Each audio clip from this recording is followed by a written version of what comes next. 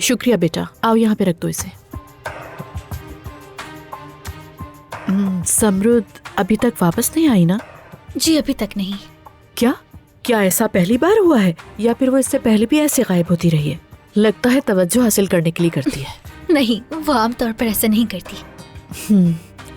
जैसे सोचा था वो बिल्कुल वैसे ही मैच्योर निकली। कुछ पता चला कहाँ गई होगी वो? अंदाजा तो होगा तुम्हें? सुना है कि अदनान साहब को पता है कि वो कहाँ गई हैं। वो ईशा के बाबा और सिनान नामी शख्स के पास गई हैं। शुक्रिया तुम्हारा।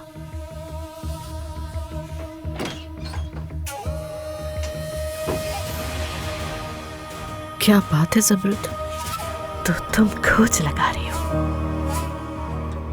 लेकिन क्या कर लोगी उसके बाद? मैंने कहा ना, ईशा हमारी जिंदगी की रोशनी थी। हम तीनों बहुत खुश थे। मुझे लगा जिंदगी कर्ज चुका रही है मेरा। अगर एक खानदान छीना है तो दूसरा खानदान दिया भी है। हर रात अल्लाह से दुआ करता कि मुझे इन सबसे अलग मत करना। फिर नरगिस बीमार हो गई। बहुत कोशिश की, बीमारी से लड़ी, मगर बच ना सकी। उसकी मौत के बाद मैं तो बिल्कुल टूट गया था। मेरे पास कोई नहीं था जो मुझे दिलासा देता। फिर गलती की मैंने। मैं नशे का आदी बन गया था। नशे की आदत बर्बाद कर रही थी। फिर भी ईशा से प्यार कम नहीं हुआ मेरा। उसे नहीं छोड़ा कभी।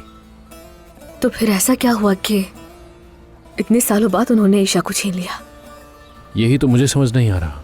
एक रात अदनान और दानिया यहां आए, जबरदस्ती मेरी बेटी ले गए और फिर मुझे शराबी कहकर बदनाम किया। मेरी बेटी जो छीनी थी।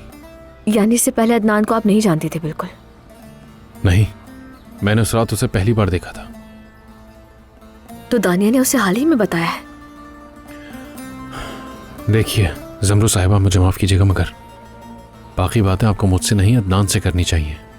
देखिए सिनान साहब, मेरी बातों का बुरा मत मानिएगा आप, लेकिन मेरा भी हक है।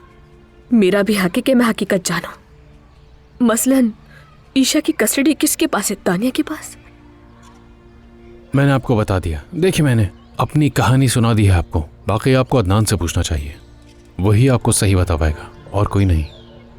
यानी कुछ और भी जो मुझे नहीं पता? समरुद साहिबा, मैंने आपसे कहा ना कि मैं आपसे झूठ नहीं बोलना चाहता, लेकिन मैं कैसे कहूँ, आपका शौहर